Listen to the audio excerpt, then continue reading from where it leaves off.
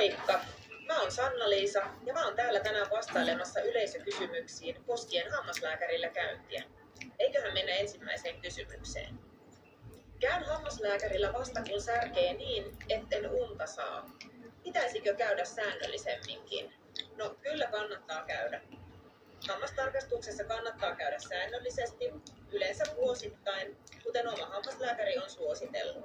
Kun ongelmat löydetään ajoissa, ennen oireilua ja kipuja, päästään helpommalla ja usein myös halvemmalla, koska pieni korjaus maksaa vähemmän kuin pidemmälle edennyt sairaus. Suun hyvinvointi on osa koko kehon hyvinvointia ja sillä on yhteys muihin sairauksiin.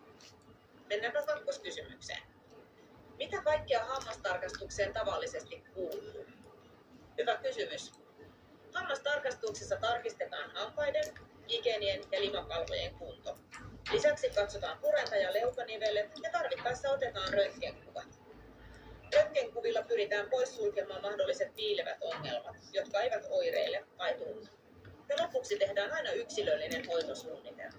Ja sitten vielä kolmas kysymys. Tuntuu, että ikenet on arat. Mistä tietää, että on ientulehdus ja onko se yleistä? No, tässä tosi tärkeä kysymys. On yleistä, nimittäin puolella suomalaisista on ientulehdusta.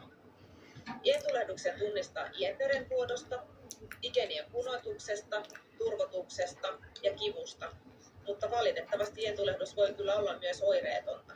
Säännöllisillä hammaskivenpoistoilla ja hyvällä omahoidolla voidaan ehkäistä ientulehdusta, unohtamatta tietysti säännöllisiä tarkastuksia. Hoitamattomana ientulehdus tai pitkälle edennyt kiinnityskudosten sairaus vaarantaa yleisterveyden ja voi altistaa sydän- ja verisuonisairauksiin. Tässäpä oli kaikki kysymykset tänään. Tosi hyviä kysymyksiä olikin.